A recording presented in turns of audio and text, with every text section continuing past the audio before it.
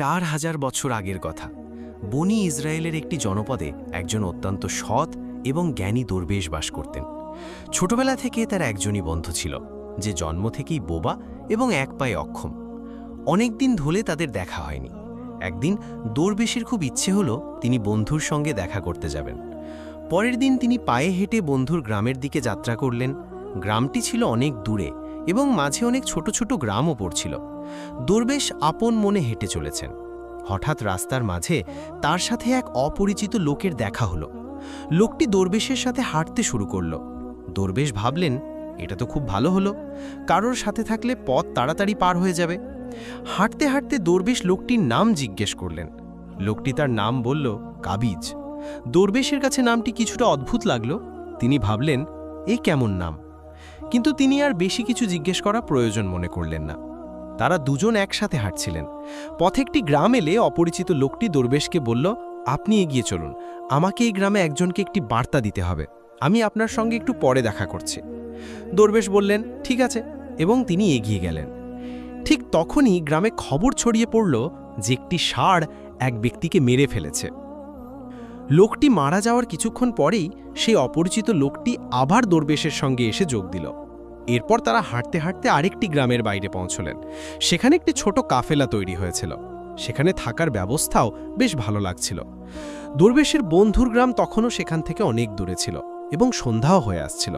দরবেশ অপরিচিত লোকটিকে বললেন, রাত হচ্ছে, সারাদিন হাঁটাহাঁটি করে খুব ক্লান্তি এসেছে আর খিদেও পেয়েছে, তাই আমরা এখানেই খাওয়া দাওয়া করে বিশ্রাম নিই, সকালে আরাম করে আবার যাত্রা শুরু করব। অপরিচিত লোকটি বলল, ঠিক আছে, এই গ্রামে একজনকে কিছু জরুরি জিনিস দিতে হবে, আপনি খেয়ে নিন আর বিশ্রাম করুন, আমি পরে এসে খাব। এই বলে সে সেখান থেকে চলে গেল। তার যাওয়ার কিছুক্ষণ পর ওই গ্রামে ধোঁয়া উঠতে দেখা গেল এবং দেখতে দেখতে পুরো গ্রামটিতে আগুন লেগে গেল। দরবেশ অবাক হয়ে ভাবলেন যে এই লোকটি যেখানেই যায় সেখানেই কোনো না কোনো ধরনের ক্ষতি হয়, নিশ্চয়ই কোনো গলমাল আছে। কিন্তু দরবেশ রাতে অপরিচিত লোকটির কাছে এ বিষয়ে কোনো কথা বললেন না। সকালে তারা দুজনেই আবার তাদের গন্তব্যের দিকে চলতে লাগলেন। কিছুটা দূরে গিয়ে আরও একটি গ্রাম এলো। অপরিচিত লোকটি আবার দরবেশকে বলল, আপনি এগিয়ে চলুন, এই গ্রামেও আমার কিছু জরুরি কাজ আছে, কাজ শেষ করে আমি আপনার সাথে দেখা করব। এই বলে অপরিচিত লোকটি চলে যেতে লাগলো। কিন্তু এবার দরবেশ এগিয়ে না গিয়ে সেখানেই দাঁড়িয়ে সেই অপরিচিত লোকটিকে দেখতে লাগলেন যে সে কোথায় যায় এবং কি করে। তখনই মানুষের চিৎকার শোনা গেল যে একটি ষাঁড় এক ব্যক্তিকে কামড়েছে এবং সে মারা গেছে। ঠিক সেই সময় অপরিচিত লোকটি আবার দরবেশের সঙ্গে এসে যোগ দিল। সামলাতে পারলেন না এবং লোকটিকে জিজ্ঞেস করলেন, আপনি যেখানেই যান সেখানেই কোনো না কোনো ধরনের ক্ষতি হয়, আপনি কি আমাকে বলতে পারেন কেন এমনটা হয়? সে জবাব দিল, দরবেশজি, আমি আপনাকে একজন খুব বড় জ্ঞানী ব্যক্তি ভেবেছিলাম, তাই আমি আপনার সঙ্গে হাঁটছিলাম, কারণ জ্ঞানী মানুষের সঙ্গ খুব ভালো হয়। কিন্তু আপনি এখনো বুঝতে পারেননি আমি কে? দরবেশ বললেন, আমি তো বুঝেছি, কিন্তু আমার মনে কিছুটা সন্দেহ আছে। যদি আপনি নিজে আপনার সম্পর্কে বলেন তাহলে আমার জন্য সহজ হবে।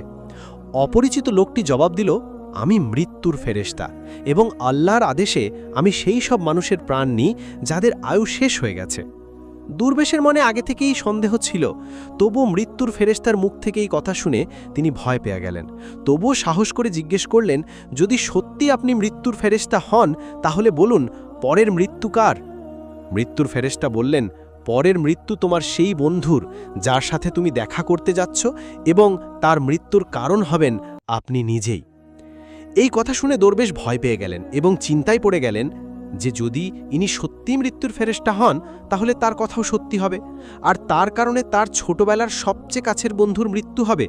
তাই এর চেয়ে ভালো হবে যে তিনি তার বন্ধুর সঙ্গে দেখা করতে না যান, অন্ততপক্ষে তিনি তার মৃত্যুর কারণ হবেন না। মৃত্যুর ফেরেশতা বললেন, আপনি যা ভাবছেন আমি জানি, কিন্তু আপনার বন্ধুর সঙ্গে দেখা না করলে ভাগ্য বদলাবে না। আপনার বন্ধুর মৃত্যু নিশ্চিত এবং তা আগামী কয়েক মুহূর্তের মধ্যেই হবে। মৃত্যুর ফেরেশতার এমন কথা শুনে দরবেশ হতবাক হয়ে গেলেন যে মৃত্যুর ফেরেশতা তার মনের কথাও জেনে গেছেন, যেটা একজন সাধারণ মানুষের পক্ষে সম্ভব নয়। এখন দরবেশের বিশ্বাস হয়ে গেল যে ইনি সত্যিই মৃত্যুর ফেরেশতা। তাই তিনি তার বন্ধুর মৃত্যুর কারণ না হওয়ার জন্য তখনই নিজের গ্রামের দিকে ফিরে যেতে শুরু করলেন। কিন্তু যেই তিনি ঘুরলেন, দেখলেন তার বন্ধু দ্রুত তার দিকেই আসছে। বন্ধুকে দেখে তিনি খুব খুশি দেখাচ্ছিলেন। তার বন্ধুর আসার গতি দেখে দরবেশের মনে হলো যেন সে অনেকক্ষণ ধরেই তার পিছুই আসছিল। কিন্তু সে ছোটবেলা থেকেই বোবা এবং এক পায়ে অক্ষম ছিল, তাই সে না তো দরবেশের কাছে পৌঁছতে পারছিল, না তো তাকে ডেকে থামাতে পারছিল। কিন্তু যেই সে দরবেশের কাছে পৌঁছল, হঠাৎ তার মৃত্যু হলো। দরবেশ অবাক হয়ে মৃত্যুর ফেরেশতার দিকে পাকালেন, যেন তিনি জিজ্ঞেস করতে চাইছেন, আসল কি হলো? মৃত্যুর ফেরেশতা দরবেশের মনের কথা বুঝতে পারলেন এবং বললেন, তোমার বন্ধু গত গ্রাম থেকেই তোমার পেছনে আসছিল, কিন্তু সে অক্ষম এবং বোবা হওয়ার কারণে তোমার কাছে পৌঁছতে পারছিল না। সে তার সমস্ত শক্তি দিয়ে তোমার কাছে পৌঁছানোর চেষ্টা করেছিল, কিন্তু বার্ধক্যে তার যৌবনের মতো শক্তি ছিল না, তাই হার্ট অ্যাটাক হয়ে তোমার বন্ধুর মৃত্যু হয়েছে, কারণ সে তোমার সাথে দেখা করার জন্য নিজের সীমা ছাড়িয়ে তোমার পেছনে দৌড়াচ্ছিল, তাই তুমিই তার মৃত্যুর কারণ হলে। দরবেশের এখন বিশ্বাস হয়ে গিয়েছিল যে ইনি সত্যিই মৃত্যুর ফেরেশতা এবং তার কাজ হল প্রাণীদের প্রাণ নেওয়া। দরবেশ একজন জ্ঞানী মানুষ ছিলেন, তাই তিনি এটাও জানতেন যে মৃত্যুর ওপর কারোর নিয়ন্ত্রণ নেই। প্রতিটি প্রাণীকে একদিন না একদিন মরতেই হবে, এই ভেবে তিনি নিজেকে সামলে নিলেন। কিন্তু হঠাৎ দরবেশের মনে নিজের মৃত্যু সম্পর্কে জানার ইচ্ছা জাগল। তিনি মৃত্যুর ফেরেশতাকে বললেন, যখন আমার বন্ধুর মৃত্যু হবার ছিল তখন আপনি শুরু থেকেই আমার সঙ্গে কেন হাঁটছিলেন?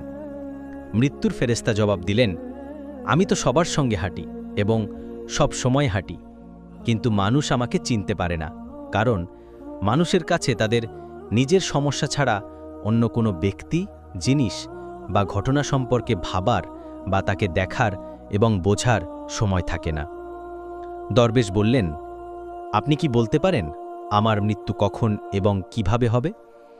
মৃত্যুর ফেরেশতা বললেন, যদিও একজন সাধারণ প্রাণীর জন্য এটা জানা উচিত নয়, কারণ যে কেউ তার মৃত্যু সম্পর্কে জেনে দুঃখই পায়, কিন্তু আপনাকে দেখে একজন জ্ঞানী মানুষ মনে হচ্ছে এবং আপনি আপনার বন্ধুর মৃত্যুকে যত সহজে মেনে নিলেন তা দেখে মনে হয় আপনি নিজের মৃত্যু সম্পর্কে জেনেও দুঃখ পাবেন না।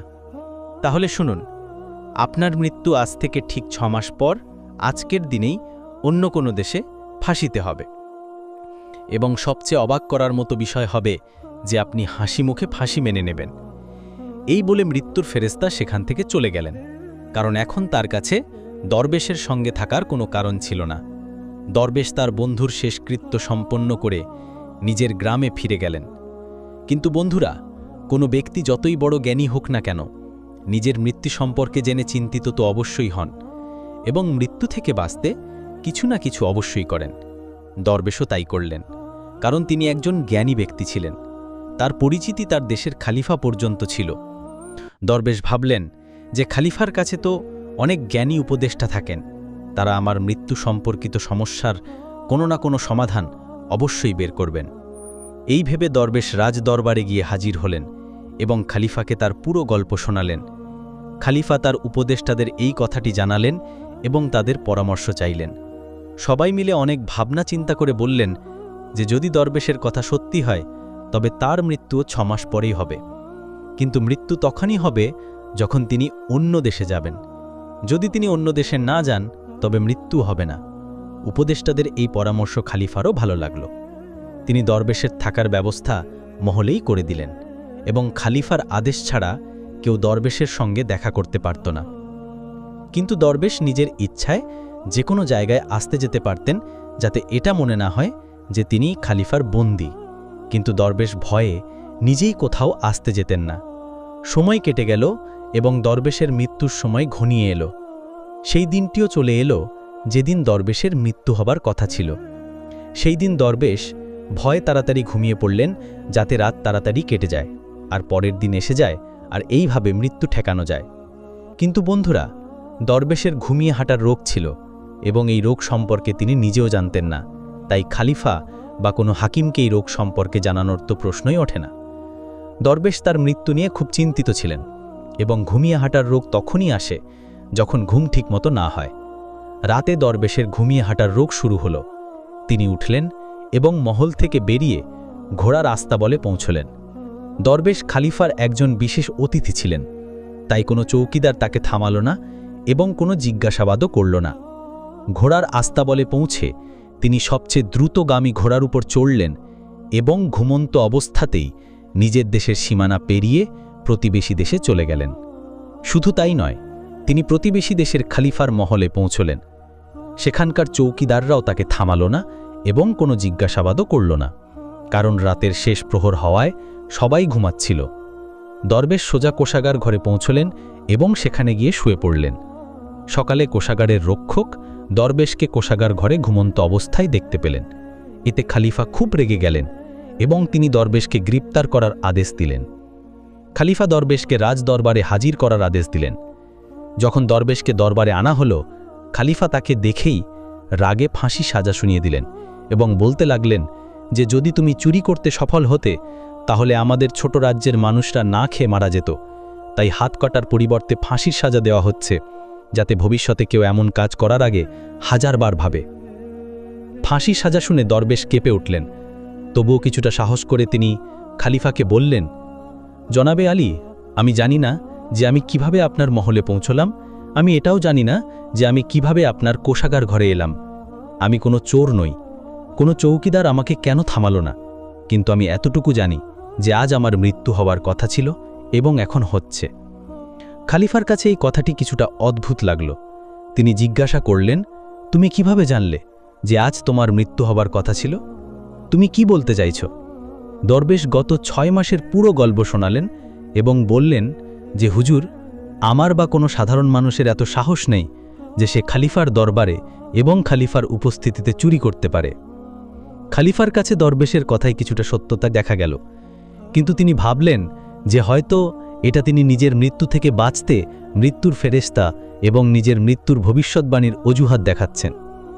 খলিফা বললেন যে যদি তোমার এই কথা সত্যি হয় এবং আজ তোমার মৃত্যুর দিন হয় যেমনটা মৃত্যুর ফেরেশতা বলেছিল, তাহলে আমি তোমার মৃত্যুর কারণ হব না, কিন্তু যদি এই কথা মিথ্যে হয় তাহলে আজ অবশ্যই তোমার মৃত্যুর দিন হবে।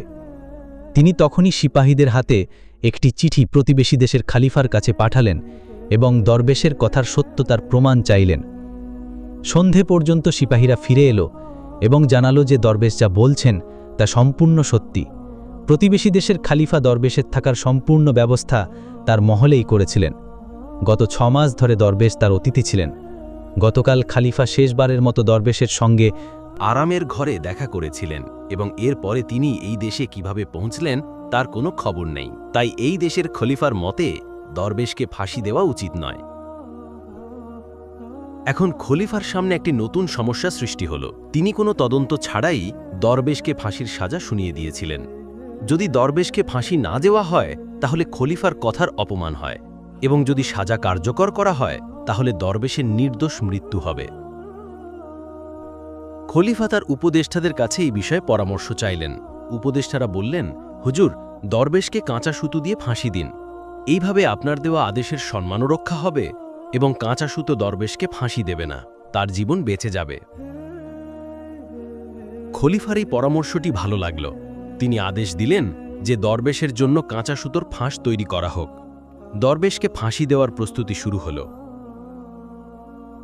সবাই খুশি হয়ে দেখছিলেন যে না তো দরবেশ মরবেন আর না তো খলিফার প্রতিশ্রুতি মিথ্যা হবে।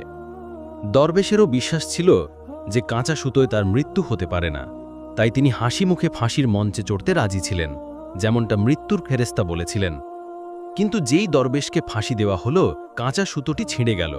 কিন্তু ছিঁড়ে যাওয়ার আগে সে তার কাজ করে দিয়েছিল। দরবেশের গলার হগ কাঁচা সুতোয় কেটে গিয়েছিল। দরবেশ মাটিতে পড়লেন এবং ছটপট করতে লাগলেন। প্রতিটি শ্বাসের সাথে তার গলা থেকে রক্তের ফোয়ারা বের হচ্ছিল। দেখতে দেখতে দরবেশের শরীর পুরোপুরি নিশ্চল হয়ে গেল। সবাই অবাক ছিল যে এত দুর্বল একটি সুতো কিভাবে কারোর মৃত্যুর কারণ হতে পারে। কিন্তু ঘটনাটি ঘটে গেছে। ভাগ্য তার কাজ করে দিয়েছে। যা হওয়ার থাকে তা হয়েই থাকে। বন্ধুরা, এই গল্প থেকে আমরা এই শিক্ষা পাই যে আমরা যতই সতর্কতা অবলম্বন করি না কেন, যতই চেষ্টা করি না কেন, আমরা কখনো কোনো অবস্থাতেই ভাগ্যের লেখাকে মুছে দিতে পারি না। প্রতিটি ঘটনা এবং তার পুরো ধারাবাহিকতা আগে থেকেই নির্ধারিত থাকে। আমরা তাকে একটু এদিক ওদিক করতে পারি না। এই কারণেই ঈশ্বর আমাদের ভবিষ্যৎ জানার শক্তি দেননি, যাতে আমরা আমাদের জীবনকে আরও ভালোভাবে যাপন করতে পারি। এই কথাটি দরবেশের ক্ষেত্রেও সত্যি হয়। যদি দরবেশ মৃত্যুর ফেরেশতার কাছে নিজের মৃত্যুর সম্পর্কে না জিজ্ঞেস করতেন, তাহলে তিনি 6 মাস পর্যন্ত খলিফার মহলে ভয়ে ভয়ে বাঁচার পরিবর্তে আরও ভালোভাবে জীবন কাটাতে পারতেন। শুধুমাত্র একটি জিনিস ভাগ্যকে বদলানোর শক্তি রাখে, আর তা হলো দোয়া। বলা হয় যে দোয়া যদি আন্তরিকতা এবং সত্যিকারের মন থেকে চাওয়া হয়, তবে ঈশ্বর ভাগ্যকেও বদলাতে পারেন। তাই আমাদের উচিত আল্লাহর কাছে সবসময় ভালো ভাগ্য এবং ভালো ভবিষ্যতের জন্য দোয়া করা। এই গল্পটি অনেক পুরনো এবং আমরা এটিকে আমাদের নিজের ভাষায় অনুবাদ করেছি। এই গল্পটি সেই সময়ের যখন মানুষ মৃত্যুর ফেরেশতাকে দেখতে পারত। এখন এই গল্পের মধ্যে কতটা সত্যতা আছে তা শুধু ঈশ্বরই জানেন। আপনার এই গল্পটি কেমন লাগলো এ সম্পর্কে আপনার মূল্যবান মতামত কমেন্ট বক্সে অবশ্যই জানাবেন। যদি গল্পটি ভালো লেগে থাকে তাহলে চ্যানেলটি অবশ্যই সাবস্ক্রাইব করবেন, ভিডিওটি লাইক করবেন এবং শেয়ার করবেন। দেখা হবে আরেকটি নতুন এবং দারুণ ভিডিওর সাথে। ততক্ষণ পর্যন্ত খোদা হাফেজ।